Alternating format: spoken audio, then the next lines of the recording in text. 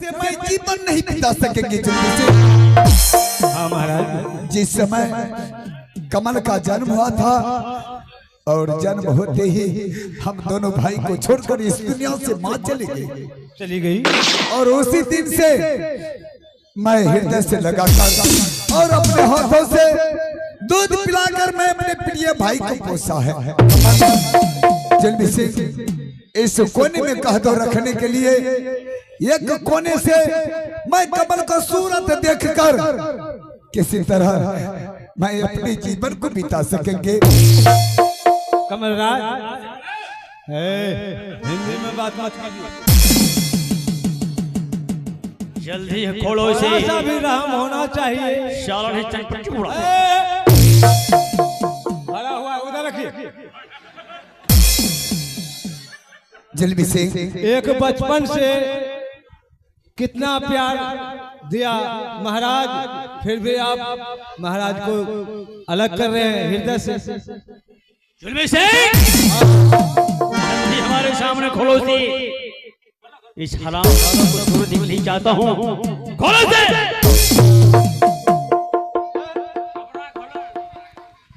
आगे को हम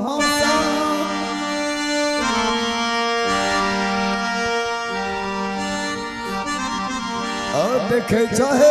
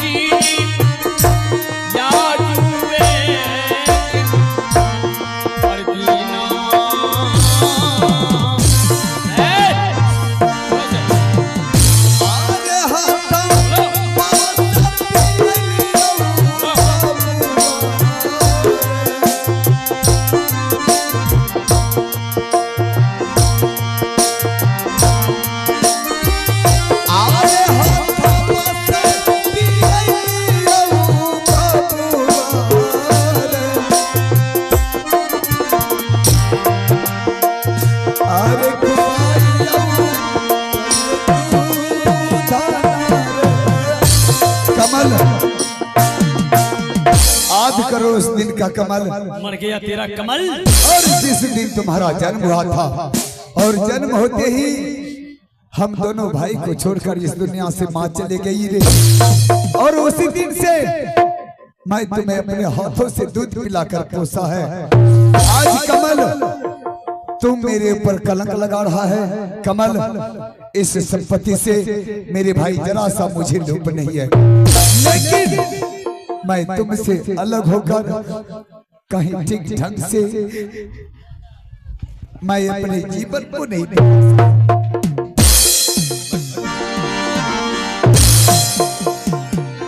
भैया देखिए, लगता है घोचू को। अब देखो अपने सियाब को कैसा शरीर लग रहा है। बताइए भैया,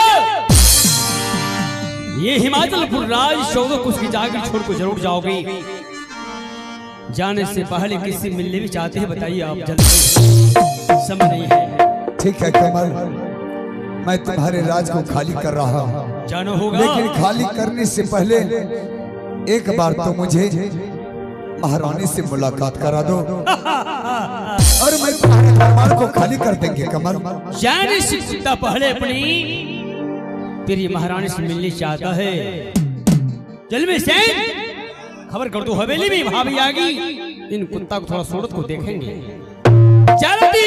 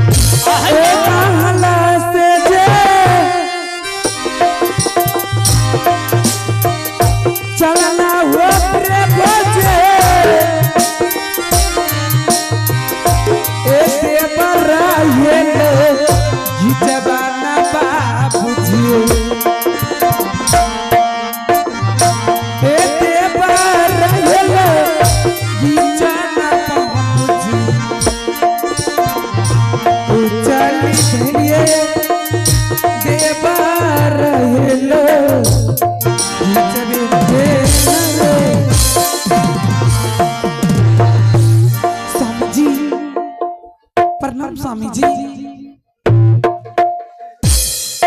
ये क्या आपकी आंखों में आंसू और सारी पोशाक कहाँ है स्वामी जी? महारानी, हाँ मेरी प्रिय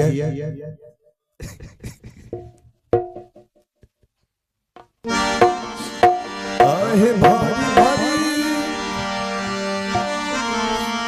भारी जुल्म है रानी जी। क्या हुआ स्वामी जी, बताइए ना।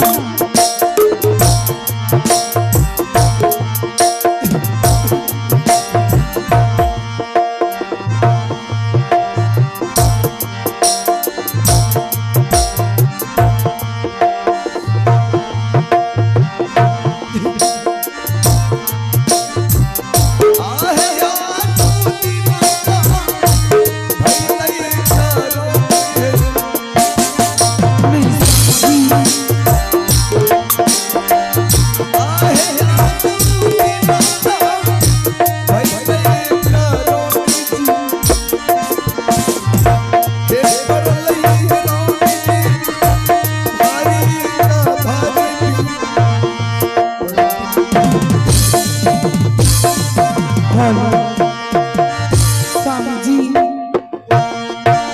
ये क्या? मैं कुछ नहीं समझी स्वामी जी, ये कौन किया? महारानी, हाँ आज अचानक कोई दुष्ट पापी ने पिताश्री का हत्या कर दिया महारानी। हे भगवान, और पिताश्री का कमल सीधा शब्द में मुझे बता रहा है कि पिताश्री का हत्या आपने की है। भला बताओ महारानी, जिस पिता ने यह सुंदर शरीर को जन्म दिया, एक बचपन से उंगली पकड़कर चलने के लिए सिखाया, हे भगवान, क्या मैं पिताजी का हत्या करेंगे महारानी? मैं पिताजी का हत्या नहीं किया हूँ महारानी, इसलिए मुझे 14 वर्ष का वनवास मिला है।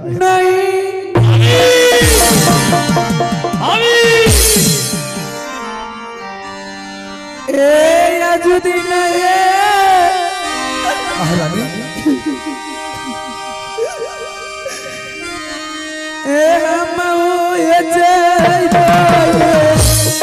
महारानी,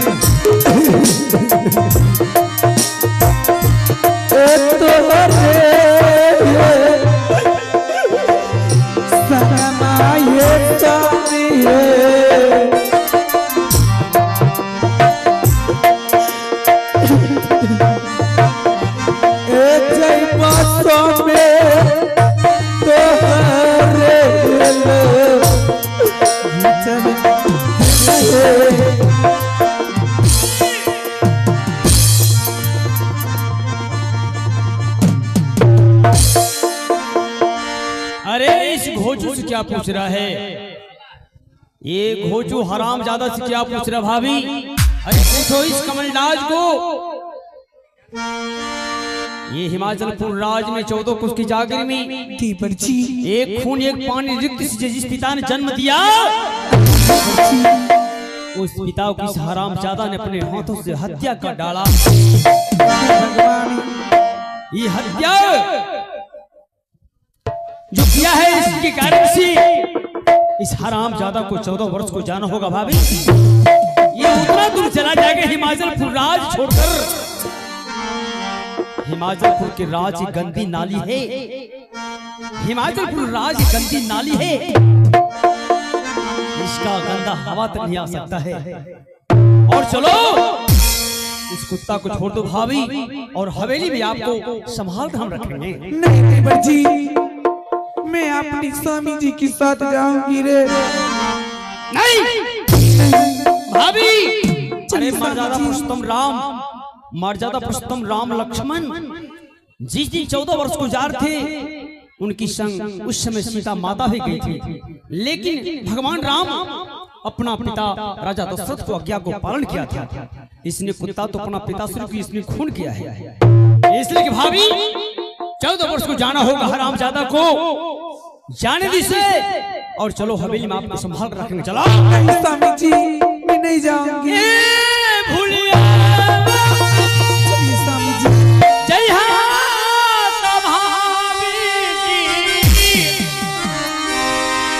शाम तो है हुआ के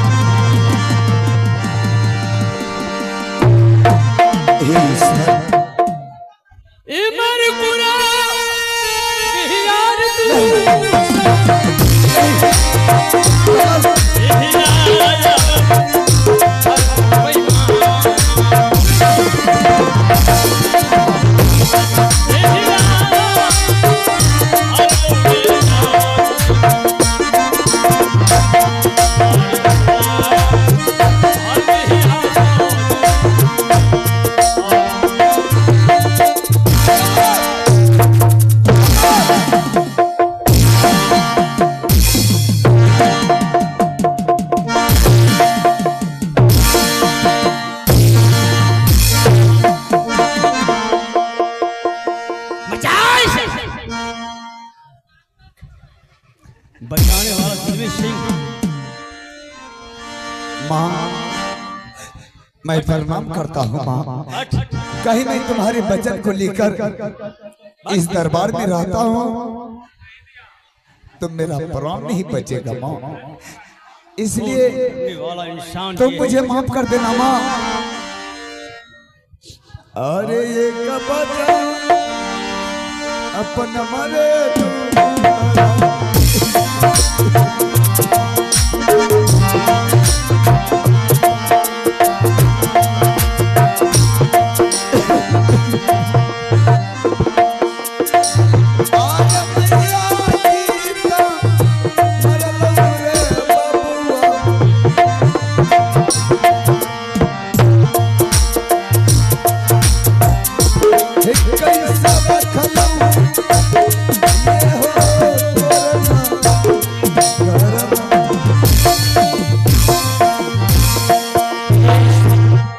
कमल, मैं तुम्हारे राज को छोड़ रहा हूँ कमल, लेकिन जाने से पहले तुम एक बार मेरे सीने से आकर लग जाओ रे। मैं कभी तुम्हारे राज में नहीं रहूंगी। मैंने भाई संग मैं बहुत बड़ा भूल कर दिया, जो कि मैंने भूल किया। भगवान, ऐसा गलती किसी बेटा को किसी समाज में गलती ऐसा नहीं करना चाहिए जो कि मैंने किया। अपने भाई के ऊपर मैंने एक करोड़ों का वर्षा मैंने चलाया। कमल, मुझे माफ कर दीजिए भैया। एक बार तुम मेरे सीने से आकर लग जाओ, मैं लौट कर तुम्हारे दरबार में नहीं। अरे पुत्र गलतियां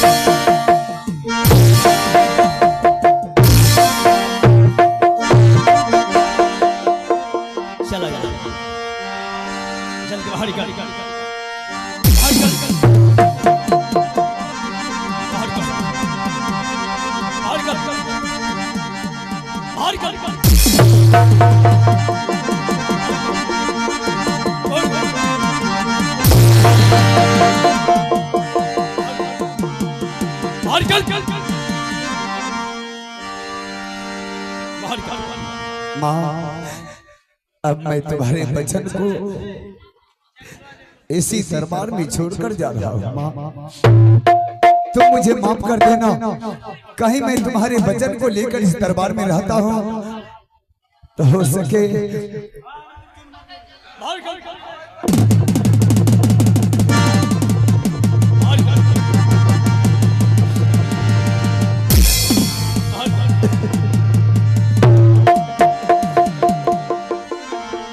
मैं जा रहा हूँ।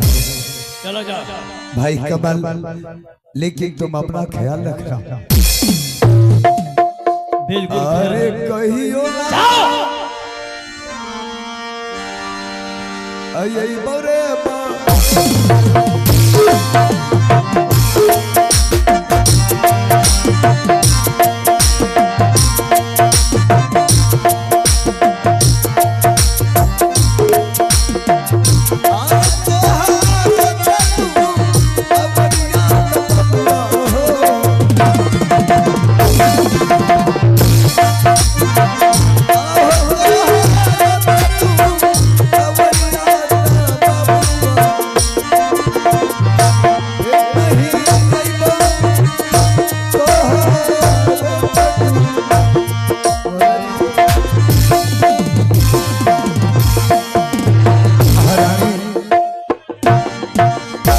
मैं जा रहा हूँ महारानी, लेकिन तुम्हें मैं इस भवन में छोड़कर जा रहा हूँ। मेरे भाई को ख्याल करना महारानी। ना जाने अब मैं जीवित लौटकर इस दरबार में दोबारा आ सकते हैं कि नहीं, वह तो ईश्वर ही बता सकते हैं। हे शाही सिंहासन, आपको मैं साक्षी रख कर गा रहा हूँ। अब मैं इस दरबार में दोबारा आ सकेंगी कि नहीं, यह तो भगवान ही बता सकता। जिंदगी की राह में रंग गम तुम्हें, जिंदगी